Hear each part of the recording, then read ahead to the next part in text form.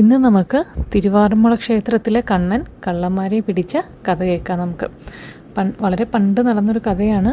തമിഴ്നാട്ടിലും ഉത്തരേന്ത്യയിലൊക്കെ കാണപ്പെടുന്ന കൊള്ളക്കാരെ പോലെയുള്ളവരായിരുന്നു കേരളത്തിലുള്ള തീവെട്ടി കൊള്ളക്കാർ. ശക്തൻ തമ്പുരാനാണ് ഇവരെ അമർച്ച ചെയ്തതെന്നാണ് കരുതപ്പെടുന്നത്. ഇവരുടെ ചാരന്മാർ ദിവസങ്ങൾക്ക് മുമ്പേ വേഷം മാറിയിട്ട് നാട്ടിൽ കൂടെ സഞ്ചരിച്ചിട്ട് കൊള്ള ചെയ്യേണ്ട ഗ്രാമങ്ങളോ വീടുകളോ അമ്പലങ്ങളോ ഒക്കെ കണ്ടുവയ്ക്കും. അങ്ങനെ 20-ലേറെ വരുന്ന തീവെട്ടി കൊള്ളക്കാർ ഒരേ സമയം അതിക്രമിച്ച് കയറിയിട്ട് അവിടെയുള്ള പണമൊക്കെ മോഷ്ടിച്ചുകൊണ്ട് പോകും. ആൾക്കാരെ വകവരുത്തുകയും ചെയ്യും. അങ്ങനെ ഇരിക്കെ ഒരു ദിവസം അവരിലൊരു ചാരൻ ആറന്മുള ദേശത്തെത്തി. അവിടെ തിരുവാറന്മുളയപ്പൻ്റെ ക്ഷേത്രം, ഗംഭീരമായിട്ടുള്ള ക്ഷേത്രം കണ്ടു. മോഷണം നടത്താൻ തീരുമാനിച്ചു. അമ്പലത്തിനകത്ത് കയറി എല്ലാം പരിശോധിച്ച് അറിഞ്ഞതിന് ശേഷം പിറ്റേ ദിവസം കൂട്ടാളികളെയും കൂട്ടിയിട്ട് വരാനായിരുന്നു ഉദ്ദേശം. അങ്ങനെ ചാരൻ അമ്പലത്തിൽ കിടന്നു പരിസരങ്ങൾ വീക്ഷിക്കുന്നതും ആരും അറിഞ്ഞിരുന്നില്ല. ഭഗവാന്റെ വിഗ്രഹത്തിന് മുന്നിൽ കള്ളൻ തൊഴുകയോടെ നിന്ന സമയത്ത് പൂപ്പാത്രവും കൊണ്ട് അകത്തേക്ക് കിടന്ന കീശാന്തിയുടെ കയ്യിൽ നിന്നും വെള്ളി പൂപ്പാത്രം മറിഞ്ഞ് പടിയിൽ കൂടെ താഴേക്ക് ഉരുണ്ട് വാതിൽക്കൽ തൊഴുതു നിൽക്കുന്ന കള്ളൻ്റെ കാലിൽ തട്ടിയിട്ട് തെറിച്ചുപോയി. അകത്തു നിന്ന് മേൽശാന്തി ഇറങ്ങി വന്ന് നോക്കുമ്പോൾ പൂജയ്ക്ക് എടുക്കാനുള്ള തുളസിയില പടിയിലിങ്ങനെ ചെതറിക്കിടക്കണു. എന്തോ ദുശകനാണല്ലോ എന്ന് വിചാരിച്ചു. അങ്ങനെ അദ്ദേഹം അകത്തേക്ക് നോക്കി. കണ്ണൻ്റെ ഞാൻ എല്ലാം അറിയണു എന്നുള്ള ഭാവത്തിലുള്ള ചിരി പ്രശസ്തമാണല്ലോ. അത് നാം കേട്ടിട്ടല്ലേ ഉള്ളൂ. അത് കാണണമെങ്കിൽ തിരുവാറന്മുളയ്ക്ക് പോകണം. സാക്ഷാൽ വൈകുണ്ഠവാസൻ്റെ മനം മയക്കുന്ന ചിരി നേരിൽ കാണാം നമുക്കവിടെ. ആ തിരുമുന്നിൽ നിന്നാൽ ആനന്ദം കൊണ്ട് കരഞ്ഞു പോകാത്തൊരു ഭക്തർ പോലും ഉണ്ടാവില്ല. അങ്ങനെ കള്ളനെ ശാന്തിക്ക് കാണിച്ചു കൊടുക്കാൻ കണ്ണൻ ഒരു ശ്രമം നടത്തിയെന്നേ ഉള്ളൂ. പക്ഷേ പൂപ്പാത്രം തെറിച്ചു പോയതുകൊണ്ട് മാത്രം എന്തോ ദുശകനം എന്നല്ലാണ്ട് എന്താവും എന്നറിയാൻ തക്ക ബുദ്ധിയൊന്നും നമുക്കില്ലല്ലോ. ബുദ്ധിയൊന്നും മനുഷ്യന്മാർക്ക് ഇല്ല. അങ്ങനെ ഉച്ചപൂജയ്ക്ക് ശേഷം അദ്ദേഹം നടയടച്ച് ഇല്ലത്തേക്ക് പോയി. ഊണ് കഴിഞ്ഞിട്ട് അല്പം വിശ്രമിക്കാമെന്ന് കരുതി അവിടെ ഇരുന്നു. അങ്ങനെ മയങ്ങിപ്പോയി. അപ്പോൾ ഒരു തേജസ്വിയായിട്ടുള്ള യുവാവിനെ കണ്ടു. നെഞ്ചിലും നെറ്റിയിലും ഒക്കെ ഗോപീചന്ദനക്കുറിയൊക്കെ അണിഞ്ഞ് കണ്ടാൽ നല്ല പരിചയം തോന്നുന്ന ഒരു യുവാവ്. തിരുമേനി നാളെ അമ്പലത്തിൽ അകത്തും പുറത്തുമുള്ള ദീപങ്ങൾ തെളിഞ്ഞു തന്നെ ഇരിക്കട്ടെ. പുറംപണിക്കാരോട് പറയൂ, പുറത്തുള്ള വൃക്ഷച്ചുവടുകളിൽ നിന്നും ആവുന്നത്ര കരിയിലകൾ അമ്പലത്തിൻ്റെ ചുറ്റുമതിൽക്കകത്ത് നിരത്താൻ. കാര്യശേഷിയുള്ള കുറേ പടയാളികളും അകത്തളത്തിൽ ഉറങ്ങാൻ വിട്ടേക്കൂന്ന് പറഞ്ഞു.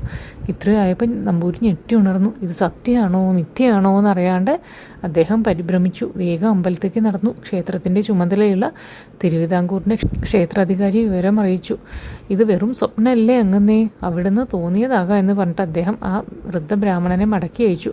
പാവം ആ നമ്പൂരി ആകെ പരിഭ്രാന്തിയിലായി. തിരുവാറന്മുള ക്ഷേത്രത്തിലാണ് അടുത്തുള്ള ക്ഷേത്രങ്ങളിൽ ഓക്കെ സ്വത്ത് വകകളൊക്കെ സൂക്ഷിക്കുന്നത്. ഇനി എന്ത് ചെയ്യും? അധികാരി ചിരിച്ചു തള്ളുകയും ചെയ്തല്ലോ ദൈവമേ എന്ന് വിചാരിച്ചിരിക്കുകയാണ്.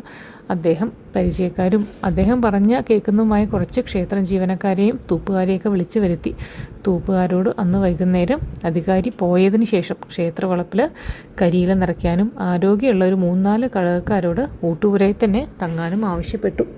അങ്ങനെ നാരായണനാമം ഉരുവിട്ട് അദ്ദേഹം കണ്ണൻ്റെ നടയിൽ കൽമതിലിൽ ഇരിപ്പുറപ്പിച്ചു. ഭിത്തിയുടെ വശങ്ങളിൽ അവിടെവിടെയായിട്ട് കുറേ പന്തങ്ങൾ സ്ഥാപിക്കാൻ തീരുമാനിച്ചു. എന്താണ് സംഭവിക്കാൻ പോകണമെന്ന് ഒരു പിടിയില്ല. നാരായണനാമം ഉരുവിട്ട് അദ്ദേഹം അവിടെ ഇരിക്കുകയാണ്. രാത്രി ഏകദേശം 1 മണിയായി കാണും. കാവലിരുന്ന് എല്ലാവരും ഉറക്കായി. അപ്പോൾ ഭഗവാന്റെ അമ്പലത്തിൽ മോഷണം നടത്താൻ തീരുമാനിച്ചെത്തിയ കൊള്ളക്കാരുടെ സംഘം പുറത്ത് തമ്പടിച്ചിരിക്കുകയായിരുന്നു. സാഹചര്യങ്ങളൊക്കെ നോക്കി വരാൻ ആദ്യം എത്തി വിവരങ്ങൾ തിരക്കിപ്പോയ കള്ളനെ തന്നെ അവരെ ഏൽപ്പിച്ചു. അങ്ങനെ അവൻ മതിൽ കടന്ന് മതിലിൻ്റെ ഭാഗത്ത് അടയാളം വെച്ച് അകത്തെത്തിയപ്പോൾ ചവിട്ടിയതാണെങ്കിലോ ആ കൂട്ടിയിട്ടിരിക്കണ കരിയിലകൾ. നമ്പൂരി ഈ ശബ്ദം കേട്ടിട്ട് ഉണർന്നിട്ട് ഭിത്തിയുടെ വശങ്ങളിൽ കുത്തി നിർത്തിയിരിക്കണ പന്തങ്ങളൊക്കെ കത്തിച്ചു. ഭഗവാന്റെ നടക്ക് ചുറ്റും ദീപങ്ങൾ തെളിഞ്ഞത് കണ്ടു കള്ളൻ. അങ്ങനെ ചുറ്റിനും ആൾക്കാർ കാവലുണ്ട് എന്ന് കരുതി രക്ഷപ്പെടാൻ വേണ്ടിയിട്ട് ഇങ്ങോട്ട് ചാടി മതിലിൻ്റെ അടയാളം നോക്കി നടന്നു തുടങ്ങി. എവിടെ നോക്കിയിട്ടും മതിലെന്നെ, അടയാളം കാണുന്നില്ല. ക്ഷേത്രനടയുടെ മുമ്പിൽ വ്യാളിമുഖം കണ്ടതോർത്തു അവൻ. ക്ഷേത്രനടയിലേക്ക് നടന്നു. അപ്പോൾ അവിടെയും കാണാം വ്യാളി രൂപം കൊത്തിവെച്ച കുറേ കൽമതിലുകൾ. മുൻപ് ഏതാണ് പുറകെ ഏതാണെന്ന് മനസ്സിലാകാണ്ട് അവൻ വട്ടം നടന്നു. ഈ നടപ്പ് കണ്ട് അവൻ്റെ പേടിപ്പെടുന്ന രൂപം കണ്ടും ഭയചകിതനായ നമ്പൂരി നിന്നിടത്തുനിന്ന് അനങ്ങിയതുമില്ല. ഊട്ടുപുരയിൽ കിടക്കുന്നവരെ വിളിക്കാൻ അദ്ദേഹത്തിൻ്റെ പേടി കാരണം നാവ് പൊന്തിയതുമില്ല.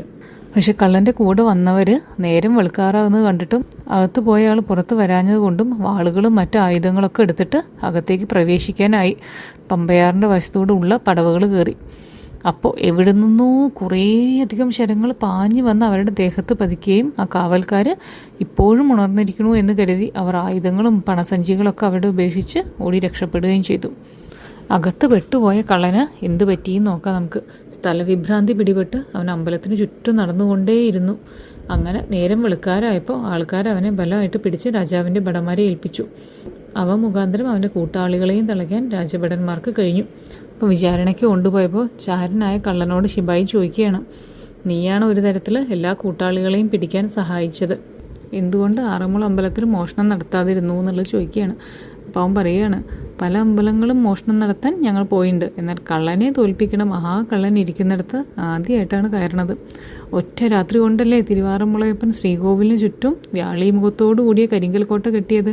അപ്പോൾ ആരും തന്നെ ഒരിക്കലെങ്കിലും എല്ലാവർക്കും തിരുവാറന്മുള പോകാനുള്ള ഭാഗ്യം ഉണ്ടാവട്ടെ എന്ന് പ്രാർത്ഥിക്കുന്നു.